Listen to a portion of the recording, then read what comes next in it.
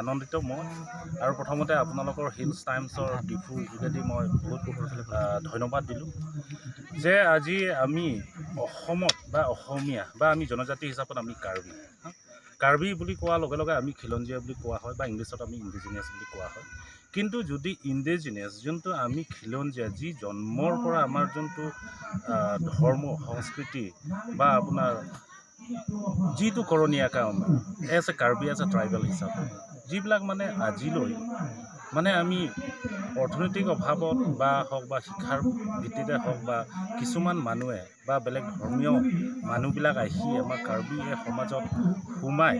এওঁলোকক মানে নানা ধৰণৰ প্ৰলোভন দি এওঁলোকে মানে বেলেগ ধৰ্মলৈ ৰূপান্তৰিত কৰাই দিয়ে।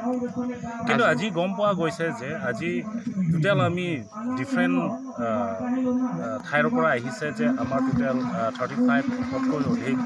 পৰিয়াল বা 150জন বা 200জনতকৈ অধিক মানে খ্ৰীষ্টীয় ধৰ্মাৱলম্বীসকলে আকৌ পুনৰ আমাৰ কাৰ্বি যোনটো মেইন মূল যোনটো ধৰ্ম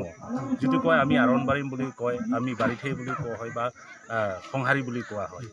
যাতে তালৈ আকৌ ঘূৰি আহিছে। আৰু মোৰ আশাবাদী যে বিশেষকৈ আমাৰ কাৰ্বি আংলং হৈছে নম্বৰ 1 হৈছে আমাৰ অৰ্থনৈতিক বহুত অভাৱ, দ্বিতীয় কথাটো হৈছে আমাৰ শিক্ষাৰ অভাৱ।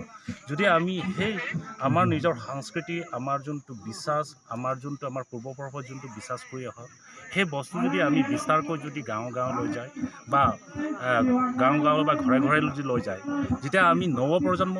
ইয়াতকৈ আৰু বেছি ভাল কাম কৰিব বুলি আমি আশা ৰাখিছোঁ। ধন্যবাদ।